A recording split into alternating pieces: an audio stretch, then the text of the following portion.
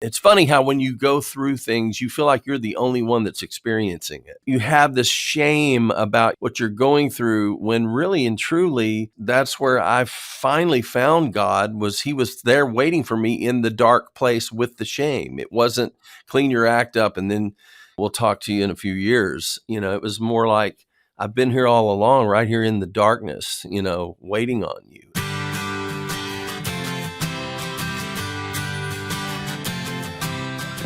You are listening to the Christian Music Archive podcast, part of the New Release Today podcast network. I'm your host, Dave Maurer. Each week, I share stories about Christ, community, and music, chatting with musical guests who you will find listed on the pages of the Christian Music Archive. There are thousands of creative men and women who have helped shape the soundtrack of the Christian faith, and we get to hear their stories, learn about how Christ has made a difference in their life, and hopefully along the way, we'll learn how we can be a better part of our community.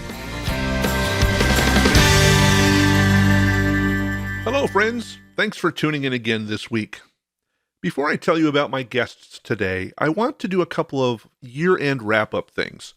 Yeah, I know that the year ended a few weeks ago, but I'm a little bit slow and need a little bit of extra time. So you know that one of the missions of this podcast is to help make a difference for Christ around the world. And to that end, I've partnered with Mercy, Inc., a ministry that helps people around the world with education, evangelism, crisis relief, literacy, agricultural training, and, well, the list goes on. These guys are doing some amazing things around the world, and I'm super happy to say that I support their work. In 2021, we were able to donate $843 to Mercy, Inc. That comes from the profit we generate through the website and through donations from listeners like you.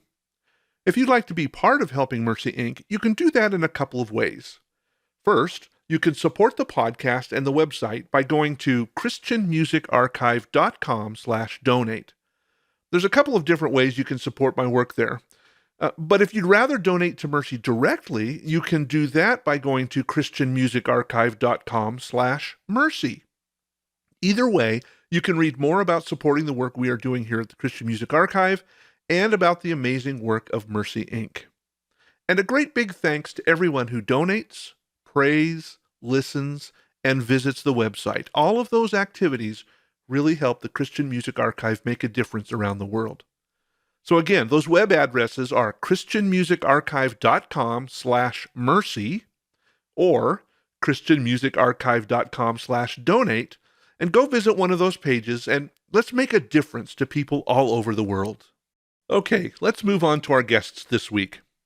This episode was recorded on December 11th, a little over a month ago. That date is important because that was the day a massive tornado went through Mayfield, Kentucky.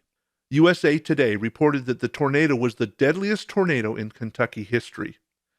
Marvin Gentry and Ken Marvin are both from Mayfield, Kentucky, so the devastation of this tornado was fresh on their minds.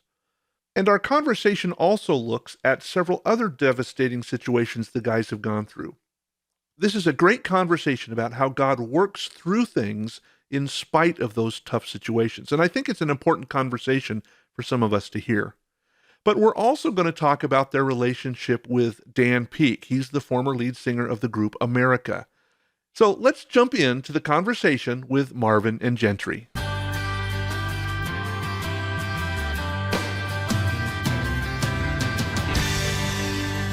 On today's podcast, we're going to go back to the late 1980s. There was a band on Milk and Honey Records made up of two guys from Kentucky. Marvin and Gentry started playing music together as high school students and have been making music together ever since, but their career really took off when they became friends with Dan Peek, the lead singer of the 70s folk group America. I'm eager to hear their story, and so I'm excited to welcome to the podcast Ken Marvin and Marvin Gentry of the band Marvin and Gentry. Welcome, you guys. Thanks, Dave. Hey, Dave. Thank you so much for having us. Good to be here. Yeah, it's good to officially meet you, although we've been listening to your music, so it's fun to put faces to the voices. Well, we're honored to be here. So, as I kind of alluded to in the beginning of the podcast, we know that you guys got started as high school students playing together. How did you guys end up getting hooked up and starting playing music? Well, it all started in a little town called Mayfield, Kentucky. We went to high school together. Ken was a couple of classes ahead of me. And there was a little shop on the corner across from the high school called Chapman's Music, which was the father of Stephen Curtis Chapman. No kidding. His dad had a guitar shop, and all the cool kids went over to learn how to play guitar from him. Okay. And I was like 14, and Ken was like 16, playing in a band with two other guys doing a lot of America and Crosby, Stills, Nash and Young. And I wanted to be like them when I grew up, which was a big 2 years later, Yeah. And Ken invited me over once to his home. And yes, Mayfield, Kentucky, like Leave It to Beaver, like he said. He was like Eddie, and I was, or not Eddie Haskell, but who was You the were older? Eddie Haskell. You were Eddie. I was Eddie Haskell. No, I was Beaver, and you were somebody. You were the Beeve. I was guess the I was Beeve. Wally. You were Wally, and that's how it started. So, just a kindred spirit of both liking music. And what did you? Were you both guitar players, or what? Yeah, this is Ken. Just for the listeners who don't have video, this is Ken Yeah. Marvin speaking. Brian and I were actually born at the hands of the same physician, Dr. Stone. Wow. In the same small little hospital, same physician. So we go way back. Well, you guys mentioned that you were from Mayfield, Kentucky, and I want to take kind of a break here. We just received news just before recording this. In fact, you guys have been dealing with it all morning, that there was a big tornado that ripped through your town. Talk a little bit. Have you heard from folks? Are they okay? What's going on? Yeah, right. It's still surreal to me. Brian lives just right outside of Nashville now, but I live in Paducah, Kentucky, about 20 miles away from Mayfield, and it has simply decimated the town.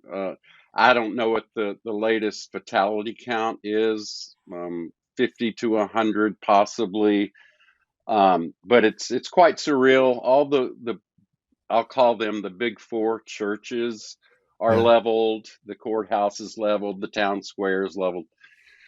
So, yeah, we lost a lot of good memories and good buildings, and well, the memories won't go away, but you Right. get my drift. Yeah. To add to that, my sister sent me a picture this morning of the First United Methodist Church, which is where I was raised and my dad is still a member of.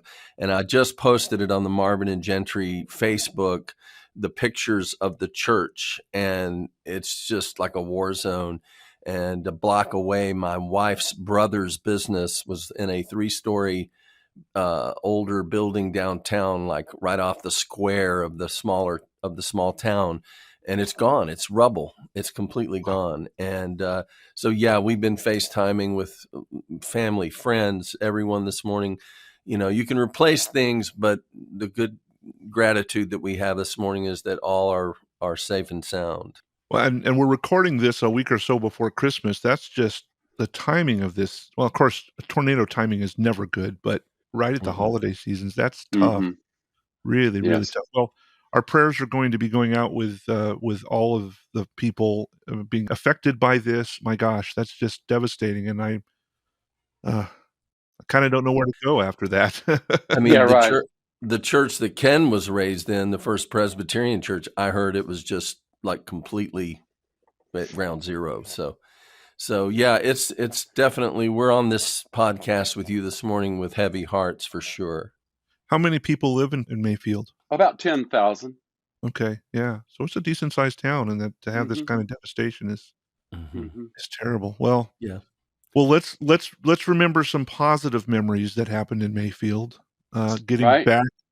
back into the music side, not trying to detract at all from the devastation that we've had. You guys started playing together as high school students.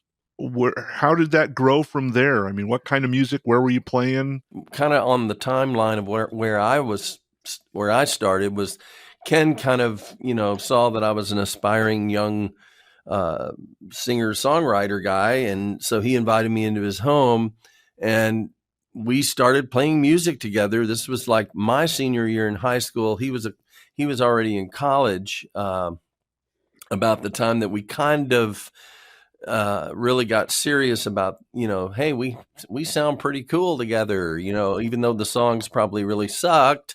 We, we thought we were cool and we thought it sounded good.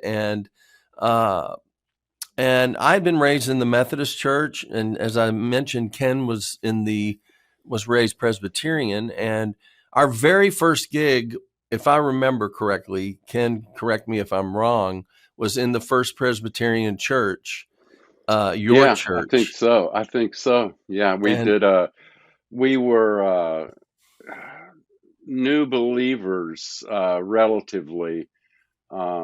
And we'd been raised in the church, but we recommitted our lives and started actually living, as best we could Sure. for Christ. And it was back in the day of the singer songwriter, like, Jackson Brown, America, Yeah. CSN. They wrote their own songs, and they had that 70s acoustic rock thing. And we had already learned, so much of that. And I don't remember how it evolved, but we both started writing, our own little ditties. And so it was really interesting how we both started writing about the same time. And I think one of Brian's first, for lack of a better term, gospel songs was called Child of God. And I think that's the one we played, maybe, Brian. at that church, yeah. And it just so happened, Dave, that my dad owned the radio station in our local town. Ah, And so I grew up in a radio station when I was, in my teens. And I yeah. would, because I was learning how to play and write, I would sneak back into the production room, put on the headphones, and listen to all the promotional copies of albums coming in, like Very Ken cool. said, James Taylor, Paul Simon, all these just incredible songwriters. And I would go, I love this stuff, so Yeah. I would go home and try to emulate that. Then along the way, and I'll just sort of touch on this, we started playing a couple of other little dates around. There was I think our next gig was some small, library series. And then we ended up at Western Kentucky University after that.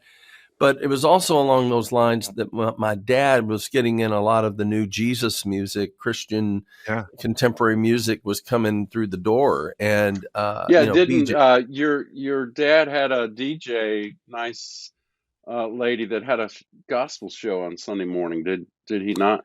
he did. And that's where we saw that Dan Peake had, a spiritual experience Yeah. and had released All Things Are Possible. And we were like, what? The guy from America? This is too cool. And little did we know we would end up meeting him and working with him for almost 2 decades. So did you meet Dan before or after you were signed to Milk and Honey? Before. Oh, okay. So Dan helped hone your skills as musicians and stuff, and I have not looked at the credits. I must admit I don't physically have the albums, but I'm assuming his fingerprints are on the two albums that you did, Safe Harbor and Light of the World, right? Yeah. Yeah, yes. We had been communicating with the A&R man at Milk and Honey Records, Mike DeMonico. He was down on Music Row, 16th Avenue, Brian? Is that it? Yeah. Yeah. In Nashville. And Yeah. we had sent him demos, and he gave one of us a call one day.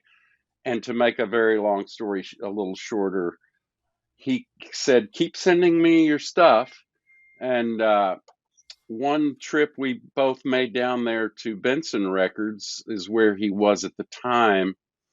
We had played him a demo in his office, and in walks the audio engineer for Dan Peake, who had just finished recording Dan's album called Electro Voice. Mm-hmm. And Mike DeMonico, the A&R guy, says, well, hey, you guys, we need to get you up to Dan's studio to do a demo and see what it sounds like. And of course, Brian and I looked at each other aghast and said, when? Like, let's go. Yeah, because he was And kind that, of somebody you looked up to. oh my gosh, yes, yes, Yeah. yes. And so that was where that whole connection with Dan Peek started. Maybe 3-4 weeks later, we were having lunch with him on Music Row, talking about coming up to Farmington, Missouri, where he lived, to do a demo. Actually, Ken, if you'll remember, it was the first time we ever met Dan. He did a solo show where we were in Well, school yeah. at Western Kentucky University at the Van Meter Auditorium, which we later played. And we ended up going to meet him after his show. That was the first time the three of us connected, and little did we And know that was it. again. Yeah, and that was it for several years. So yeah. So when you went up to have lunch with him to plan the demo, did he remember you from that show? No, I doubt it. He might have. Brian, did you ever ask him if he remembered us? I probably said something, but I don't recall. But anyway, I think we did 2 demos on our first trip up to Dan's. Mm-hmm. And I think both songs ended up on his next record. Okay. Correct, which was Right. Crossover. Yeah. The record Crossover. And so those 2 demos we did there, I think he used the same music tracks and just replaced our vocals with his vocals. So how did you feel when that happened? Were you excited, or were you like bummed, like he just took our song? We were only too glad to let Dan Peek do whatever he wanted with our songs. Well said. So that then parlayed into 2 albums on Milk and Honey, like we talked about. But then after that 2-album deal, you guys then actually partnered with Dan and formed a trio a la America, but called Peace. So how did that transition go from, hey, here's these kids that are recording in my studio, to, oh, let's do a project together? Honestly, Dan was he says it in his, even in his last interview, he still commented about it, how we filled a void for him after coming out of America. He was Mr. Solo for a while, he said, and then he missed the camaraderie of the, bouncing things off one another. And he called us kind of his Dewey and Jerry of CCM music. I don't know what he said, but so we filled that void for him, and there was just a kindred spirit. And when we would get together, you should have seen us, Dave, the first time we went to Dan's home in his studio with the America Platinum Gold records, just, running up and down the halls. Mm-hmm. And we were like, pinch me, I'm in shock. What are we doing here? Because we were such fans and still are of Dewey and Jerry and those guys and what they do. And it was just surreal that we were there, and thus began the journey that ended up, like I said, going on for almost 2 decades.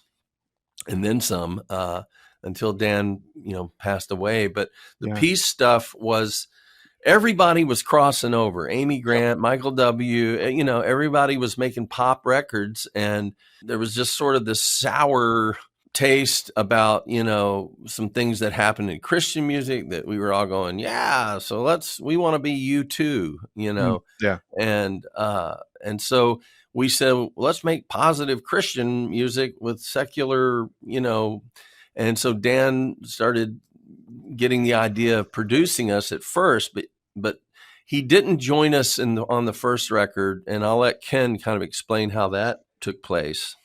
He did join us on some instrumentation on the Stronger Than You Know, Brian. Is that what you're speaking of? I just meant as a part of Peace. You remember, he just was producing the duo piece, and then he became, if I may, there was talk of a reunion with America, and so Dan was trying to distance himself from being, in the duo with the Yeah. duo. But once that didn't come to pass, he joined ranks with us as a member of this. Of peace, but I think it was pretty obvious that he never really intended for the Peace band to go on tour, to Okay. go on the road. He was very happy to stay on the couch in Missouri and make records with us. You spent a lot of time traveling. He was road weary and was looking forward to Hmm. just being a musician. Yeah, that happens a lot. I mean, we Right. did a show. We did a show with him at Willow Creek Community Church back when it was just, the it place. And Mhm. right after that, he retired to the Cayman Islands, pretty much semi-retired, Yeah. and had the wherewithal, no children, and he didn't want to go out on the road and break a new act. So did I understand correctly that Peace was your guys' attempt to take the music that you were doing and exit the CCM industry, so to speak, and then just be making music, which is what you've done since in the mainstream, but music that has positive lyrics and is pointing people to Jesus in a way that is I don't want to say evangelistic, but is accepting to people without being off-putting. Yes, that's a fair statement. Yeah. Now I will jump in, Brian. Right after we did that first peace record called Stronger Than You Know, we both, Brian more so than me, had some personal uh, issues with marriages and so forth that just went downhill. And the cares and concerns of this world kind of took over.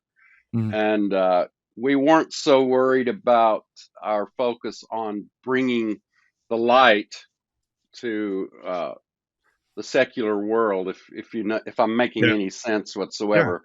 In other words, yeah, I'm going to write a song about heartbreak or whatever, and I'm not worried about shining the light of Jesus on this. We were both ready to not be tied down, if you will, to that Mhm.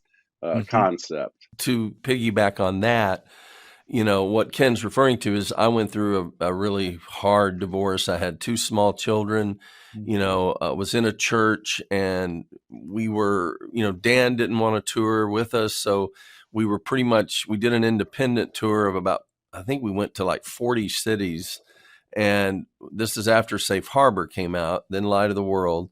And then, so in there between those records and the peace stuff, was where I went through a really, dark time and turned to alcohol and really sometimes thank God that I had it, because God knows what I would have done had I not had something to kill the pain. It was very painful. It was ugly. It was in a church. Half the church was with my, kind of siding with my wife, and the other half with me. And it was a lot of hurt, a lot of pain, and it's funny how when you go through things, you feel like you're the only one that's experiencing it. It's like, Yep.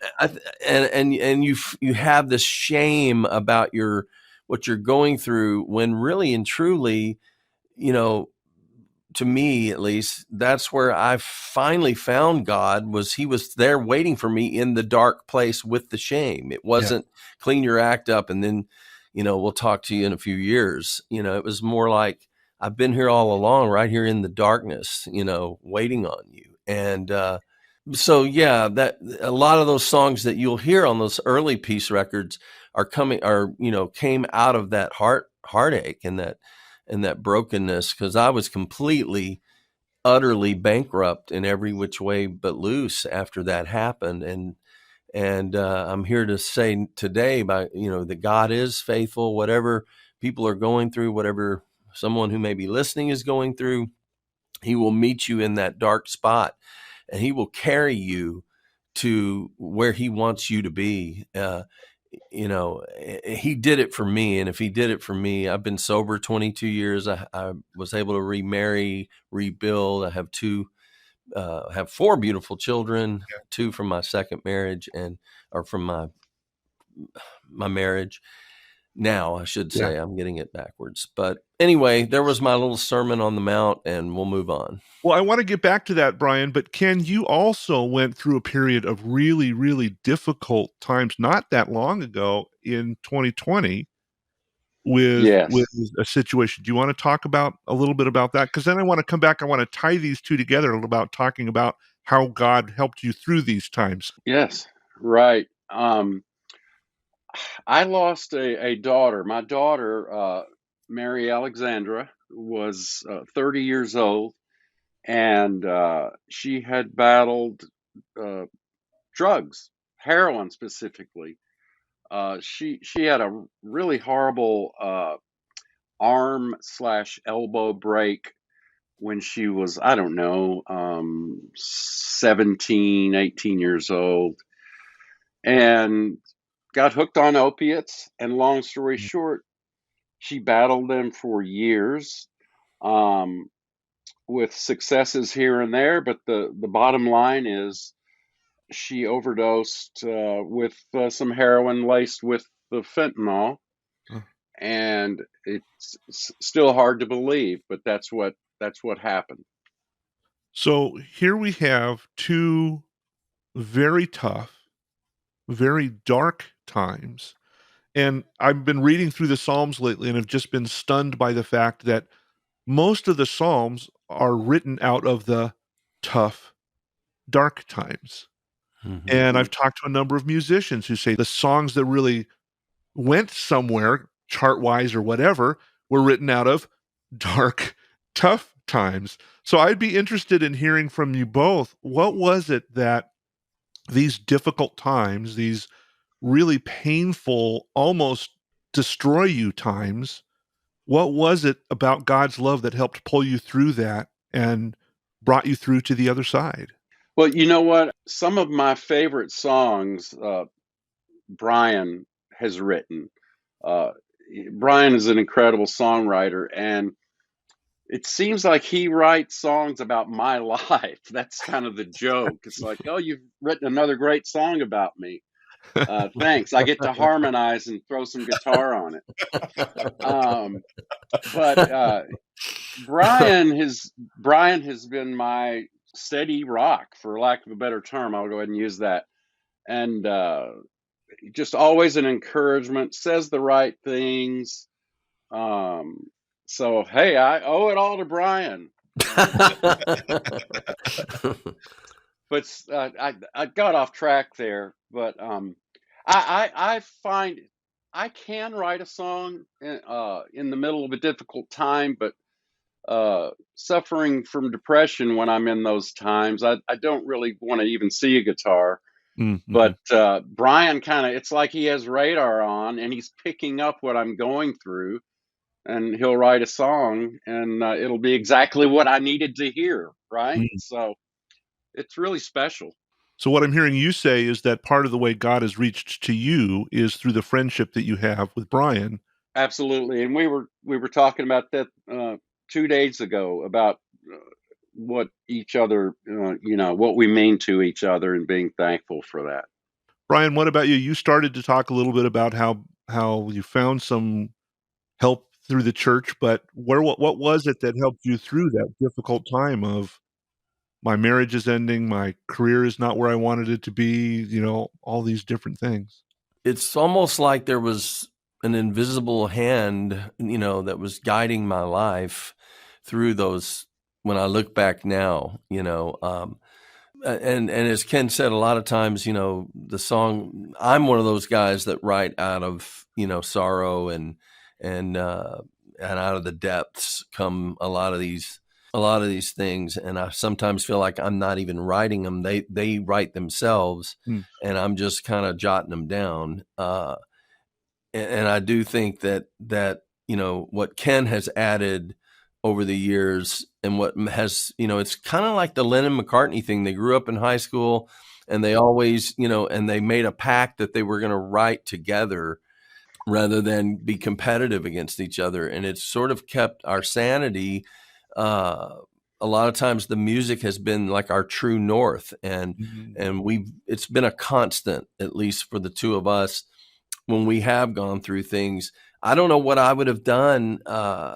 You know, like I said, sometimes the pain hurts so much that, you have to have something to relieve it. And I think a lot of times the music has been a comfort and a constant. It's something we've always been able to go back to.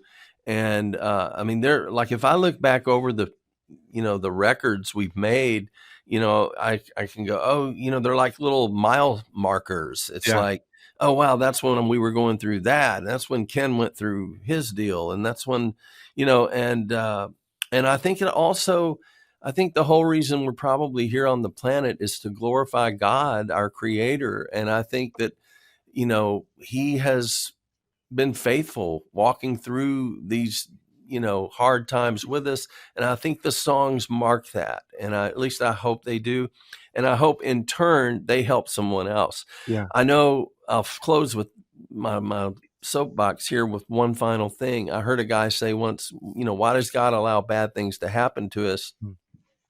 And, and I think a lot of Christians I know and other people scratch their head, as to why God would allow something. And I heard a guy once say that nothing is wasted in God's economy. Right. So everything we go through is so someday we can turn around and help someone else who's going through a similar, on a similar path.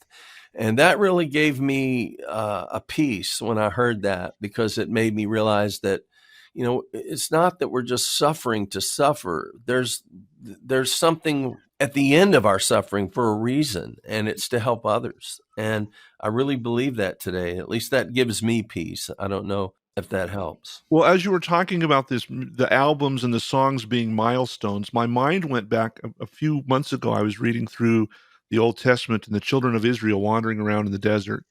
And every once in a while, something major would happen. And so they would set up a pile of rocks, it was usually 12 rocks, to mark the place where this thing happened. And then always after that, it says, and this is a reminder to you. So as you come back by here, you say, oh, yes, that's where God did XYZ for us, Oh, that's And beautiful. Yeah, look at music as that kind of a thing. that reminds me of the Bob Bennett, the CCM artist that we Mhm. both like so much. He has a song, "Altar in the Field," Yeah. which is exactly, Dave, what you were just describing. That's where he wrote that from. Well, and then also, like you, Brian, I went through a tough divorce and was going through it with a counselor. Now, my counselor at the time was one of the coolest guys. He must have been 80 at the time.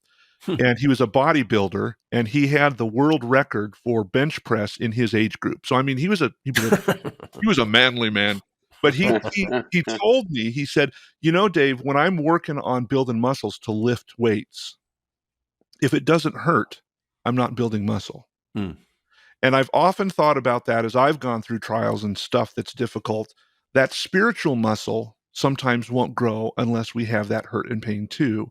Mhm. And I've often wondered if we were in tuned enough with the Lord to really hear what he had to say, if that would alleviate a lot of the pain we have to go through. But I think sometimes, at least I know for myself, my noggin is so hard and thick, stuff doesn't get through.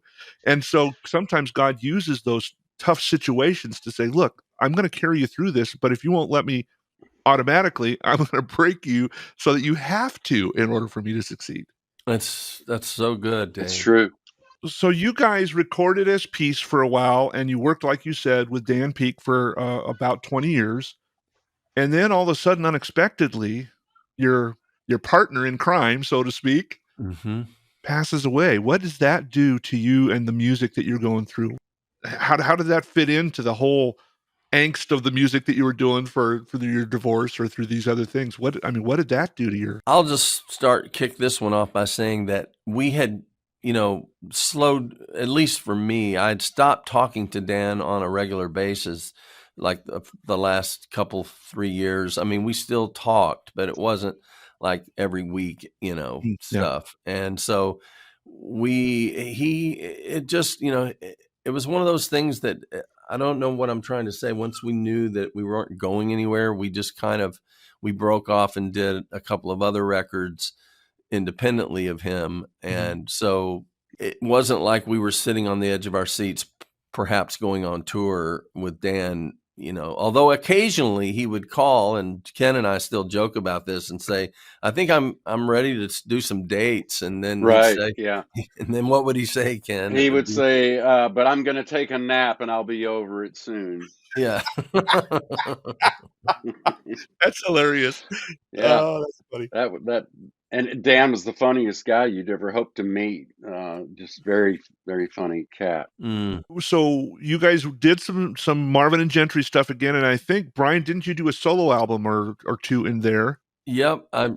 We did three songs. Well, I call it 3.5 with Dan, because he did release a digital download record that kind of was there for a minute and gone. And then I don't even think it's available anymore. But yeah, we did those 3 records. Then we did Violence of Love, and then we did Stepping Stone, and then I did Dirt for a Crown. But actually, Ken was going to be on that record, and it's a really long story.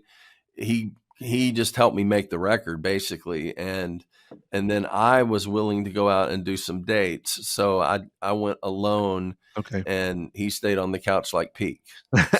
So it was still a Marvin and Gentry record. It just got toured by Brian. Pretty much, right. And it's one of my favorite records, Dirt for a Crown. If you can get it, is it still downloadable, Brian? I guess it is. I think so. Yeah. That is a great record. Brian Gentry, Dirt for a Crown. So I've enjoyed watching you guys. Our listeners won't have the benefit of video, but watching you guys as you talk about each other, your faces light up in kind of a combination of either that's my buddy, I'm proud of him, or as you're talking about angst of something, you can see the heartbreak on each other's eyes as you're talking about that. Talk about the friendship that was started by the same doc back in Kentucky.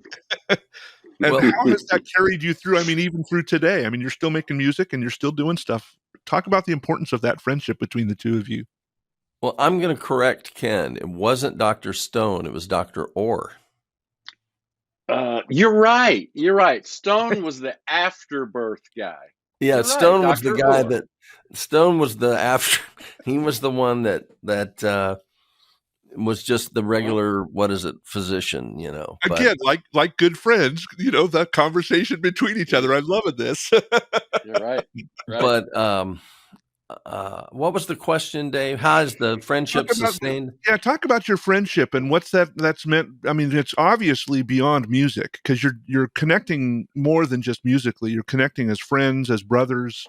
Talk about what the importance of that is for you guys. Yeah, personally, I don't know how that works. I don't know how Brian has been able to stomach me through some of my baloney. And frankly, Brian did some baloney work himself that I was able to stick with him on. It's hard to describe, but we just love making music together, and so I think that makes us full of grace with each other, and patience. Not only just when we're in the same room together, but we both have separate lives, and things get in the way to slow down whatever music aspirations we might have or have had. But it's just always comforting to know you can pick up the phone and call your best bud and talk about life or the music that you love so much. So it's hard to put into words, even though I just spent 5 minutes trying to do that. I'll just share, if I can, briefly. There's something that I just recently discovered, which I sent to Ken. It's in a Celtic tradition. They have this thing called a soul friend, or in the old Celtic Gaelic term, it was Anam Cara, probably mispronounced, but it's a Gaelic word for soul and friend. And it talks about how everyone in life needs one. There's a great need for a soul friend. And what I liked about it, what made it stand out to me, is that, like Ken said, we have these separate lives, but yet the music, as I mentioned earlier, has always been a constant. But it says the Anam Kara experience opens a friendship that is not wounded or limited by separation or distance. Mm. Friendship can remain alive even when friends live far away from each other, because they have broken through the barriers of persona and egoism to the soul level. The unity of their souls is not easily severed. When the soul is awakened, physical space is transfigured. Even across the distance, two friends can stay attuned to each other and continue to sense the flow of each other's lives. With your Anam Kara, you awaken to the eternal. Mm. And that was written by John O'Donohue, I should say. Uh, and I read that day before yesterday and sent that to him. Uh, and I Hmm. think that kind of says it. It's a Yeah, soul that was friend. it. That was what I was trying to explain. Yeah. Yeah. Well, one of the reasons I started this podcast was the value and the importance of community. And a lot of times we talk about community as a group of people. But I think equally, and as you have so eloquently stated, is the individual friendships that stick forever. You know, a friend who sticks closer than a brother. That's what the Lord is called. And I think that's important for us as sojourners on this life to have somebody that we can be real with and know that no matter what I say, no matter what I do, my Anam Kara is going to be there and is going to, okay, that was stupid, but I'm still here, or I'm sorry you're hurting, or whatever the Mhm. situation, to have that relationship. And that's equally an important part of community. Hmm. It is. Hmm. Yes. Amen. Well, let's jump back music a little bit. So you guys just released last year, well, by the time this podcast releases, 2 years ago, a piece revisited, which is again playing on the music of Dan Peake and the stuff that you guys did together. Talk a little bit about that album, and then let's parlay into the new album that's coming up. So, talk about Piece Revisited and what happened to make that a reality. It was really when after Dan passed away, we went to the Orchard, which was Dan's home studio, and we stayed with Catherine for a couple of nights, and we Catherine helped being his wife. Okay. Catherine being his wife, whom also passed away this past March. Mm, Uh, we just lost Catherine 10 years after Dan's yeah. passing, and but we helped her, disassemble the studio and do some things up there, and she gave us the tapes along with many other generous things and just said, hey, do with it as you will. And Ken is the one that really brought that record to life, which was, I'll let him explain what he did. He kept it alive and pulled it off the shelves and started listening. Most of those songs that we did as Peace with Dan, just from a technical standpoint, some will care, some won't. We used a lot of drum machine, computer drums, Okay. which I hate. Dan simply did not want to go through whatever. I would say the trouble, but that's not a great term. He didn't want to try to find a drummer. He didn't want to have to mic a set of drums. Yeah. The three of us did all the instruments, and that included drum machine.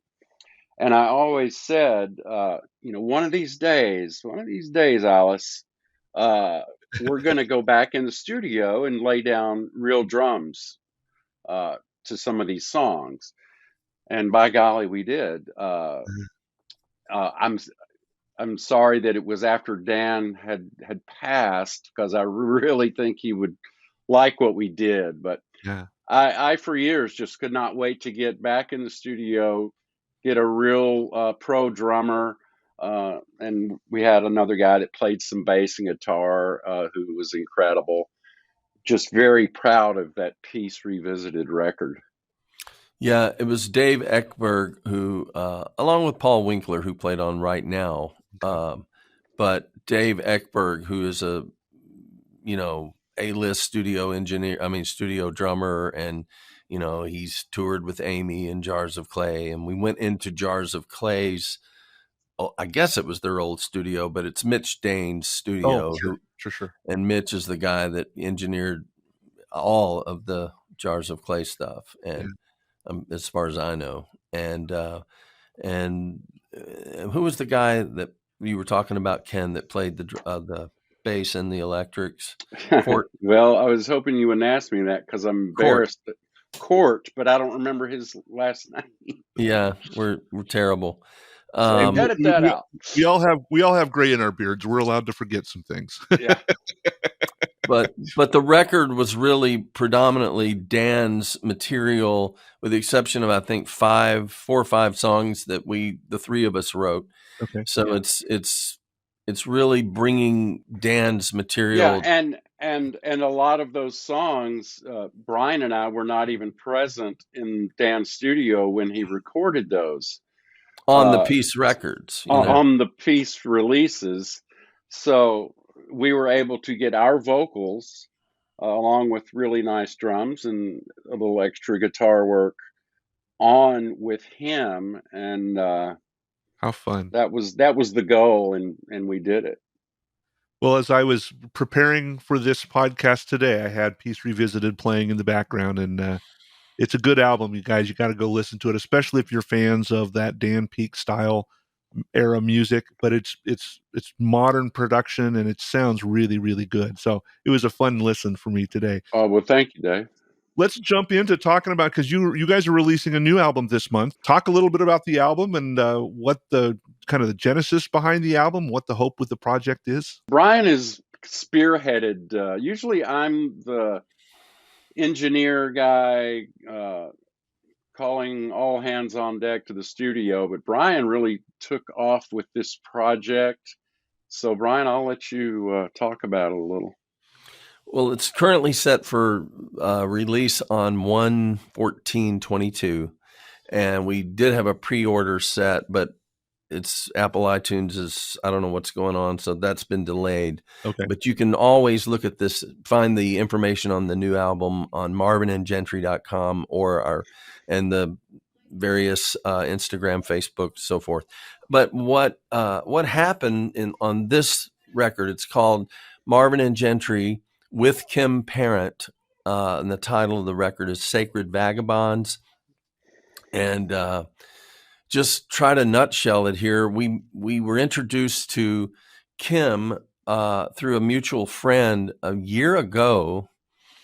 My wife and I have a small business in Nashville, and we had a room in the back, and I set up a studio. It just so the album just sort of fell into my lap. One of our neighboring businesses is a coffee shop. The guy who owns the coffee shop was a serious studio engineer for 6 years over in Berry Hill in Nashville, and he came over and assessed what I had and kind of gave me some tips on what to buy. And I said, well, can I get you to engineer? And he was like, I almost said no, but I'm glad I didn't now. So he engineered the project, and Kim has been a touring singer for years with, she was with Christopher Cross. She was his backup singer. And then she toured with, she has a huge resume of big superstar artists. Brooks and Dunn, background singer for quite some time. Carole King, 6 years. Carole King. I mean, she's been in some tall cotton. So it was, it all started with, I kind of begged her to sing on one of my demos that actually Ken found, which is the title cut, Sacred Vagabonds, which is kind of a story about how we're all really, just prodigals on some level, and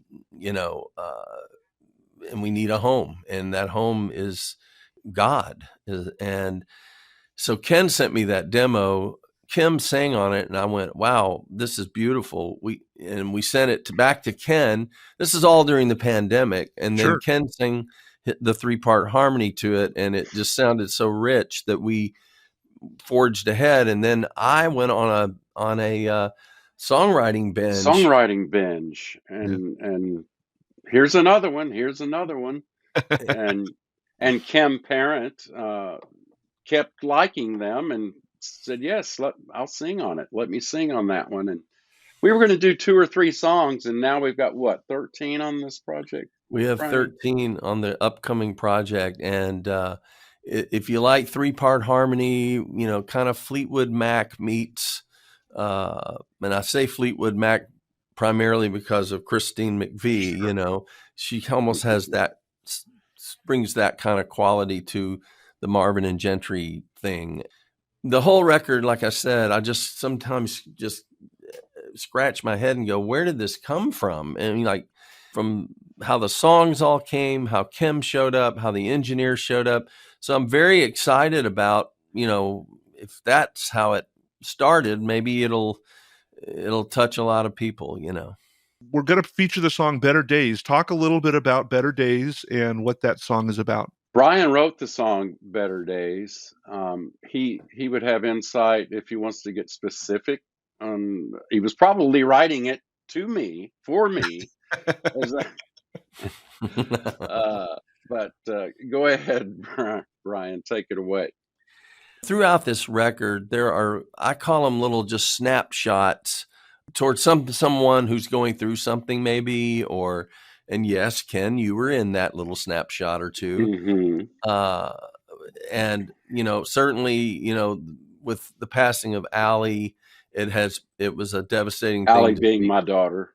It was certainly when you see your brother carrying a heavy load, you want to try to do whatever you can.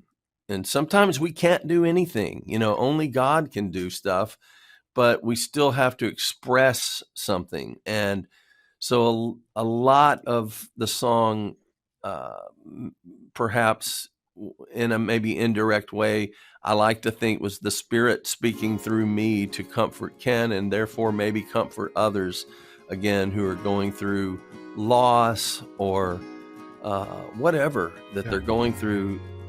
The moral of the story in the song is, don't give up. God has, love has a reason, and one day we'll understand. When the whole world comes crashing down on you and you feel it, when there's no one to turn to, I know you're hurting and tears come down like rain.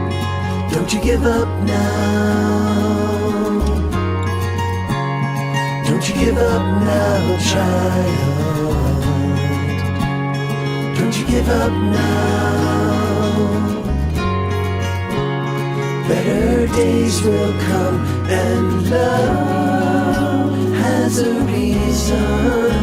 One day you'll understand. Don't you give up now. Don't you give up now. Better days are just ahead.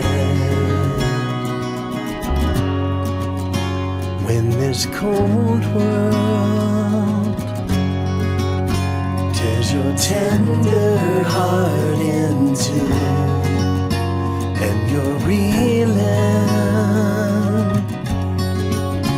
from the pain you're going through, I know you're hurting.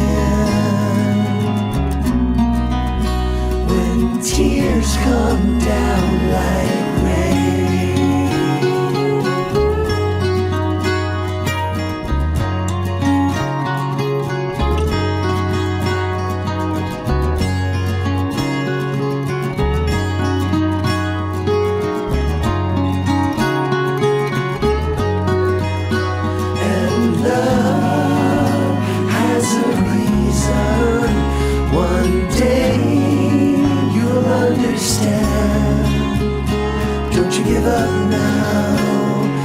give up now.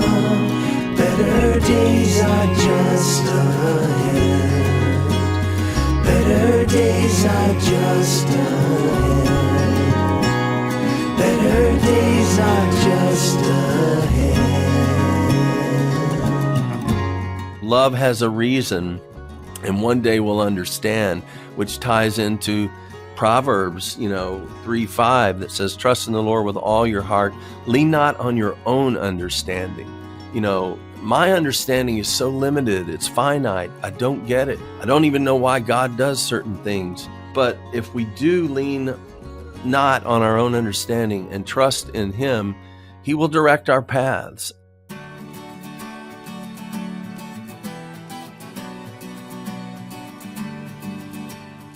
Well, I wrap every podcast episode with the same question to all my guests. We send a newsletter out every Saturday to folks who have committed to praying for artists. And how can we specifically be praying for you guys in the weeks and the months that are in front of us? Well, I first of all, I really appreciate that aspect of your show and that you would do that. I would just appreciate simple prayers that God would lead me personally and Brian and I as a duo on what, if anything, He has for us, to do. Where to go, where to sing, where not to go, where not to sing, and to just keep the creativity flowing and be guided to every step that we take. I would just say ditto to what Ken said, and do keep our original hometown of the family and friends and absolutely people. Pray for Mayfield. Pray for Mayfield, Kentucky, and all the victims in Kentucky. Mayfield was, I think, the hardest hit, but that's heavy on our hearts this morning, obviously. So.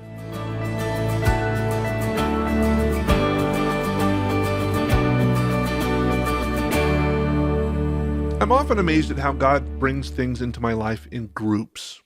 Recently, I've been hearing a lot of people talking about God's desire to make us whole. And if you've listened to this podcast each week, you've heard several guests recently talking about how God is faithful to help us through those tough times. My guests today, Brian and Ken, both talked about how they had different kinds of struggles and shared how God helped and is helping them through those things. Whether depression or divorce or the death of a loved one, God is there waiting for us to say, I can't do this on my own. I need your help. One of the things I've come to learn about God is that if He keeps bringing a topic or situation to my mind, it is usually something that I should pay attention to. So as I've been hearing multiple people and multiple situations talking about God's desire to make us healthy and whole, I figure there is something I need to let go of, something that is keeping me from being the person God intends me to be. Maybe you are sensing that too. Maybe the beginning of the new year isn't a time of celebration for you. Maybe you're battling a health crisis or a relationship issue, or you might be struggling financially. I don't have a solution for you, my friends, but I do know that God cares and that He wants to help you grow through those situations. We talked about this briefly in the podcast, but I'm becoming more and more aware that God's desire is to help us through situations. Yes, sometimes that means He provides a solution, but more often than not, I think God's ultimate goal is for us to learn to rely on Him, to let Jesus change our attitudes, to let Holy Spirit strengthen our faith. So whatever you are going through today, I want to encourage you with a couple of verses. The first one is from Deuteronomy chapter 30, verse 6. It says, "The Lord your God will change your heart and the heart of all your descendants, so that you will love Him with all your heart and soul, and so that you may live." 2 Corinthians 5:17 says that if we are in Christ, we are new creations. And Romans 12 states that when we present ourselves to God, He will transform our minds and help us see what God's will is for us. So in those three verses, I heard three things. God wants us to live, God wants us to be new creations, and He wants us to see His will.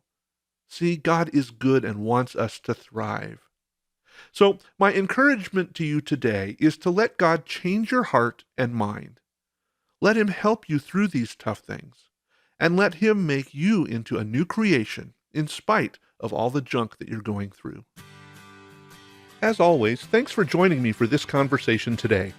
I am grateful that we get to spend this time together each week hearing stories of God's amazing faithfulness. As a regular listener to this podcast, would you mind taking a few minutes and rating it on your favorite podcast app? Reviews and ratings really help spread the word so that other folks can hear about these great conversations.